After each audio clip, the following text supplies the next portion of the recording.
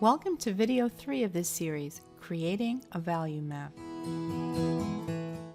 Value is the lightness or darkness of a color or tone. And it is said that while color gets all the glory, value does all the work. The value structure of your painting is what is going to make it succeed. If the values are off, no matter how beautiful the colors are, they will not appear to work correctly. We need to resize this image in order to create a value map. Simply by pressing Command plus or minus does not really do the job. It changes the way we see the image on the screen. But if you notice, it still remains the same actual size. Well, we need to change that. Uncheck Constrain File Size and change this to something like 3 or 4. And notice the width will change in proportion. Resolution stays the same, press OK. Now the image really is reduced. I can hit Command or Control plus to make it larger, but it is actually a smaller image now. I need to turn this image into a black and white before I can make my value map. We do this by going up to Window and down to Auto Painting Panels and over to Underpainting. This is the underpainting panel, and you can use it to change a lot of different things, but I am going to desaturate the image completely. To make a value map, you need to summarize an image into 4, perhaps 5 or 6 values at most. Group similar values together. So I've chosen this image originally because of different colored shapes, because of different valued shapes.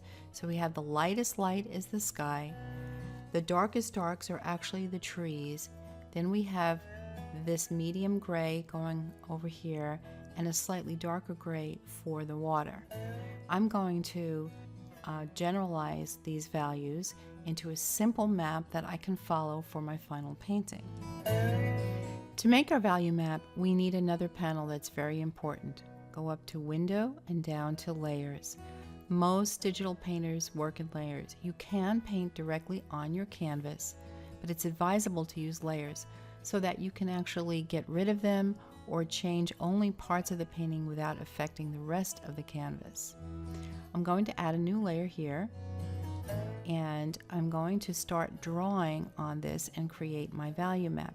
Now I want you to squint, and you can see that you can group these grays and darks in one general value. The sky is the lightest value, the grass is light, and then we have the dark of the river. If you squint, all the details disappear. And you can do this a la prima outside. Look at trees and bushes and lakes and rivers and squint to see their value and eliminate the detail. What I'm going to do is choose our brush here, and I'm going to choose a dark color like so, and I'm just going to change this brush a little bit. I'm going to push the reset up to get a very, very thick brush. And working on this layer, not working on the canvas, but working on the layer, I'm going to draw right over this image. Now notice, whenever you have a layer highlighted in blue, that is where you are working. So be careful of this. You can also double click on this little icon here, on this name, and highlight it in blue and give it any name that you want so that you can keep track of what you're doing. So I named that sketch. Now, B for brush, I'm going to just draw over this area, and let's get rid of some of that grain. I don't want Control Z. Okay, see how easy that is? B for brush again. I don't want a very grainy brush right now. And just group in the areas, generalizing and grouping similar values together that you see.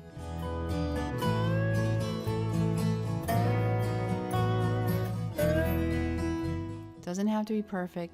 This is just a sketch so that you know where the major values are in your image. No details at this point. Okay? Now I'm going to highlight my canvas, make a new layer. This layer now sits under the sketch, so the sketch will not be touched.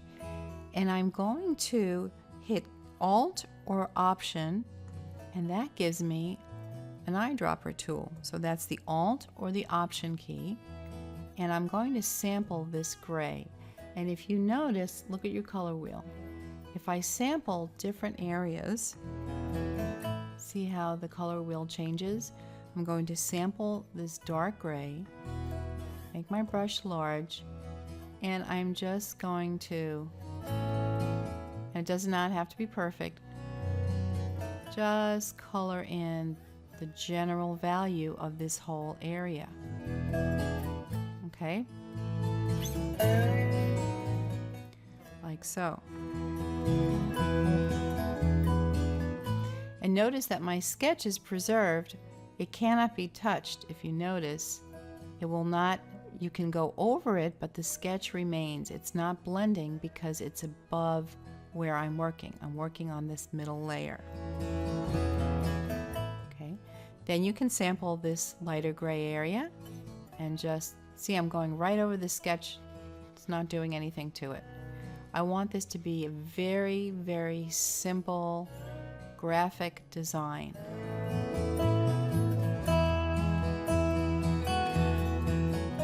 This is, remember, for you, just to know, to remember what values you need to put in your painting. This is a little darker.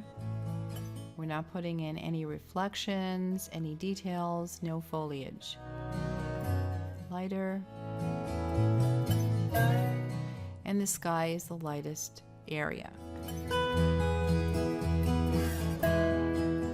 Again, you can generalize that. Now let's take a look. We take our sketch off and we see this is our value map. We have 1, 2, 3, 4, 5 different values. That's all we need.